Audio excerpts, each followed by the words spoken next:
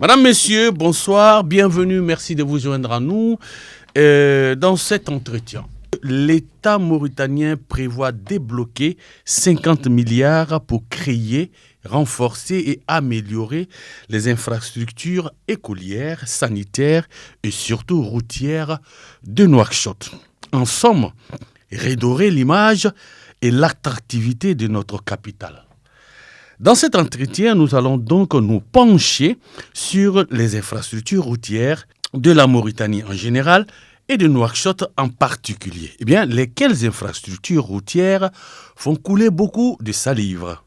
D'aucuns saluent l'amélioration de l'étendue des bitumes au niveau de certains quartiers, mais beaucoup fustigent la dégradation rapide de ces bitumes-là et surtout le choix de certains quartiers au détriment de d'autres. Autant de préoccupations que nous allons donc soulever avec notre invité, qui n'est autre que M. Youssouf Ismaël Ba. Il est ingénieur en génie civil. Bonsoir Youssouf. Bonsoir Ali. Comment ça va? Très bien, toi? Tout va bien? Oui, alhamdulillah. Alors, comme je l'ai dit tantôt, l'actualité est dominée par ce geste de l'État. 50 milliards sur la table pour Nouakchott. Nous savons à quoi cela répond désormais. Alors, la première question tout de suite, M. Youssouf Ba. Que pensez-vous donc de ce geste-là du gouvernement mauritanien à l'endroit de Nouakchott d'ailleurs? Oui. Merci Ali pour cette invitation. Donc, pour revenir à notre sujet concernant les 50 milliards. Personnellement, en tant que citoyen, je salue ce geste. Parce que, vous savez, le plus important, c'est de commencer, comme j'ai l'habitude de dire. Ils ont commencé par 50 milliards, c'est déjà quelque chose. Maintenant, nous attendons à ce qu'on nous définisse les grands axes.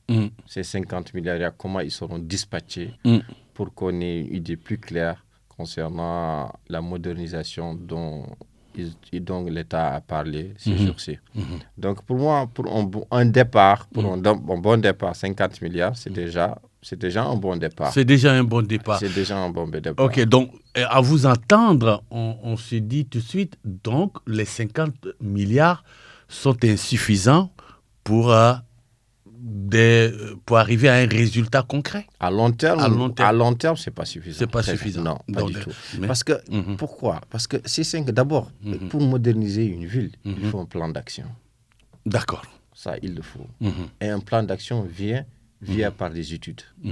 C'est-à-dire, on ne se réveille pas un matin, on dit, écoute, on va moderniser cette ville. C'est-à-dire qu'il faut qu'il y ait une étude, par la suite, la mise en place de ce projet, et la réalisation de ce projet. Et en combien de temps? Dans cet entretien, nous allons nous pencher plus sur les infrastructures routières, pour être dans un canevas bien précis. D'autant plus que c'est votre domaine d'expertise. Quand bien même que tout est votre domaine, mais les infrastructures routières, c'est ça. Est-ce qu'on peut dire aujourd'hui que notre capitale Nouakchott dispose de routes à suffisance et en qualité? Est-ce qu'en somme, quel est votre regard sur le réseau routier de Nouakchott? Écoutez, moi je dis toujours on peut mieux faire. Certainement, il y a des défaillances. Il y a des routes très mal exécutées. Et comme aussi, il y a des routes aussi qui ont été bien exécutées. Il y a quelques routes que moi, que je salue parce que depuis la réalisation de ces routes, je trouve que cette route a été très bien faite. Elle a été très bien faite. Donc, du coup... Est-ce que techniquement, c'est des routes qui répondent aux normes? Bien sûr, parce que croyez-moi, moi, je ne fais pas de... Si quelque chose si une route a été mal exécutée, mal faite, je l'ai dit. Comme ce que j'ai eu à souligner, par exemple, quand il y a eu le pont de l'aéroport, il y avait les talus qui n'étaient pas protégés, j'ai écrit un article sur ça. Avant ça aussi, c'était la route du port autonome, elle était très mal exécutée. La même route là actuellement, elle était exécutée comment, en tant que technicien, quels sont les aspects que vous pouvez relever ici? D'abord, le color de compactage a été mal fait. Qu'est-ce qui se passe? Je vous explique en termes faciles. Quand une route est mal compactée, c'est pourquoi souvent vous avez des nids de poules. Les nids de poules, c'est les petits creux. Les petits creux qu'on voit par-ci, par-là. Partout. Qu'est-ce qui se passe? Parce qu'il y a les poids des véhicules qui passent. Quand elle est très mal compactée, et ensuite, suivant le trafic, etc., ça crée des poches d'air. Donc, ces poches d'air, avec le poids des véhicules, etc., explose. Ça s'affaisse.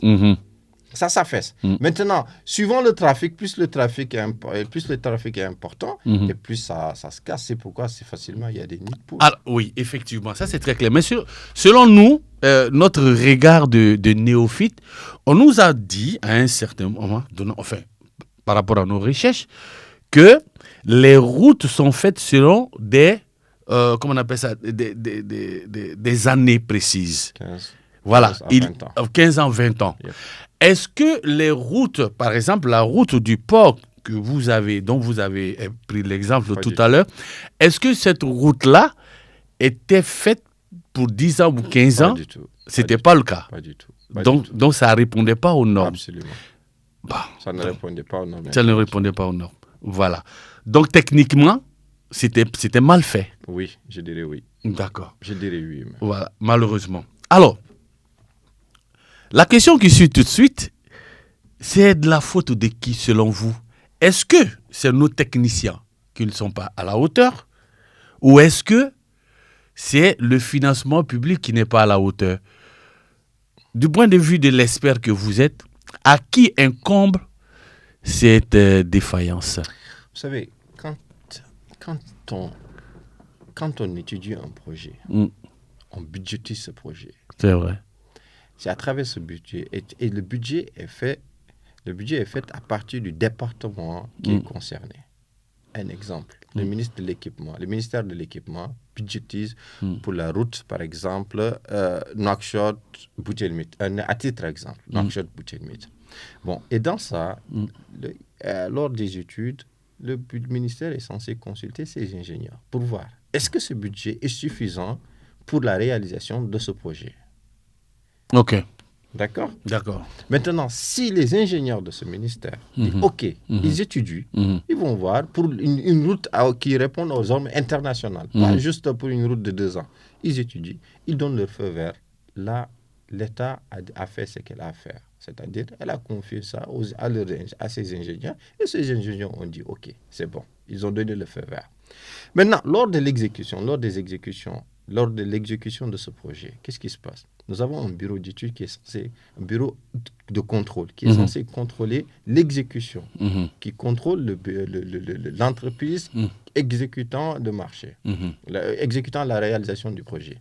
Maintenant, la réalisation du projet, cette entreprise devrait réaliser le projet comme est cité dans le cahier de charges. OK. Maintenant, si tel n'est pas le cas, le bureau de contrôle devrait arrêter cette entreprise.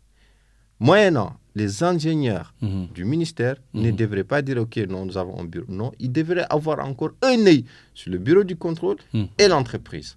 Donc, le premier responsable, moi, je dirais, c'est les ingénieurs des ministères. Parce que c'est eux qui représentent l'État. C'est eux qui représentent la population. Donc, selon vous, c'est eux qui devaient effectivement attirer même l'attention de l'État sur certaines défaillances. Tout à fait.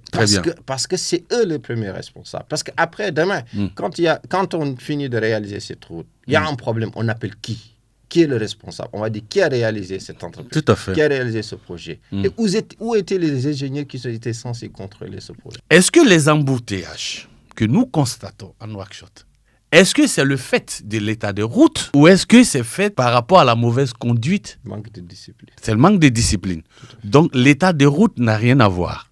Non, c'est une des raisons. Une des raisons. OK. Mais le plus, c'est le manque de discipline. D'accord. Alors, je ne pose pas cette question par hasard. Parce que lorsque nous voyons certaines routes qui ont été réfectionnées à Nouakchott, nous voyons qu'il y a certaines choses qui manquent encore. Quand je prends par exemple le carrefour de l'hôpital Sabah, nous voyons là qu'il n'y a aucune bande blanche. Tout à fait.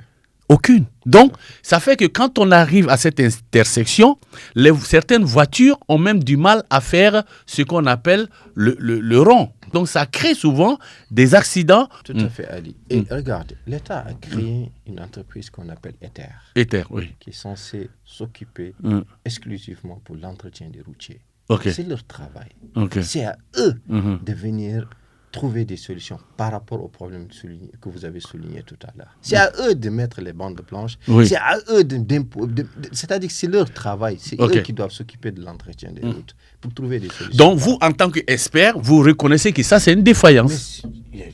C'est évident, quoi. C'est évident. Ouais. C'est évident. Parce que si moi, je prends tout le temps de cette route, mais à un moment donné, je suis obligé de chercher et regarder gauche-droite pour savoir qui a la priorité ou pas. Et revenons avec ces 50 milliards dont on parlait, l'État a mis à disposition donc de la ville de Nouakchott. Nous parlons effectivement des infrastructures routières. Est-ce que la priorité doit être les infrastructures routières et à quel niveau? Est-ce qu'on doit partir pour de nouvelles routes? Est-ce qu'on doit renforcer les routes qui existent? Qu'est-ce qu'on doit faire s'il y a la priorité qui exige un départ? Attention, les infrastructures ne se limitent pas juste aux infrastructures routières. Oui, mais comme notre angle, c'est la route. D'accord. Oui. Par exemple, je dirais oui. Vous savez pourquoi? Vous savez, quand on a de très bonnes routes, à titre d'exemple, si on avait, disons, une autoroute qui relie entre le port autonome de Nouakchott, suivant pour aller les différentes sorties, Nouadhibou, Akjuge, on allait gagner un gain de temps extraordinaire. C'est vrai. Donc, ça doit être l'une des priorités. Oui. La construction d'une autoroute.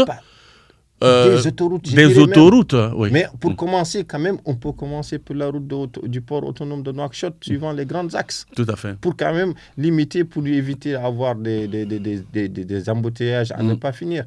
Par exemple, si vous voyez des porte-conteneurs qui sortent à n'importe, qui bloquent toute une route parce que ils n'ont pas de route là où ils doivent passer.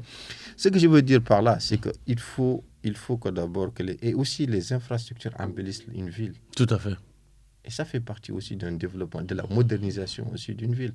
Quand on va à Bamako, quand on va à Abidjan, quand on va à Dakar, les infrastructures, les échangeurs, les ponts qu'on voit là-bas, mais écoute, on gagne du temps. Justement, vous avez fait la transition. Nous venons d'inaugurer, il n'y a pas bien longtemps, il y a quelques mois de cela, l'échangeur, je dirais, l'échangeur de Bamako.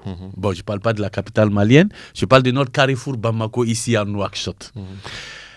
Est-ce que cet échangeur-là, d'abord, a lieu d'être dans cet endroit-là, selon vous? Je pose cette question. Si c'était moi, personnellement. Alors, je pose cette question pour éclairer la lanterne des auditeurs et de ceux qui nous regardent. Parce que d'aucuns disaient que les embouteillages sont fréquents au centre-ville. Oui. Pourquoi placer un échangeur un peu en dehors de la ville, c'est-à-dire dans un quartier périphérique, là où quasiment il n'y a pas beaucoup de voitures qui passent.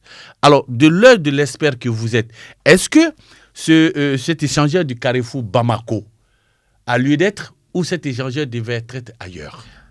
Mon opinion personnelle, elle devrait être ailleurs. Maintenant, attention, l'État a choisi cette place. Pourquoi? Il faut aussi avoir des raisons. L'État a ses raisons. C'est-à-dire chacun d'entre nous est libre de donner ses opinions. Peut-être que l'État a d'autres projets dans ces endroits. Peut-être que si on avait mis le pont de Bamako, on l'avait mis par exemple sur la route de Carrefour Sabah, peut-être que ça allait gâcher les projets que l'État avait pour cette place. Mon opinion personnelle, j'étais celui qui devait mettre le projet du pont. Je ne l'ai pas mettre au Carrefour de Bamako. Pour les raisons dont vous avez citées tout à l'heure. Restons dans cette urbanisation.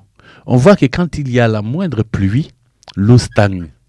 On voit que ces routes-là, faites pour faciliter la circulation, mais en temps de saison de pluie, ça devient quand même des problèmes. Alors, c'est quoi l'œil de l'expert, l'ingénieur? De quoi manquent ces routes-là pour que ça ne soit pas... On aurait dit très simple. Par exemple, lors de l'exécution de cette route, on aurait dû mettre des bassins de part et d'autre pour faciliter des égouts. Des égouts, des caniveaux. Des caniveaux, tout ça, pour faciliter l'évacuation de l'eau.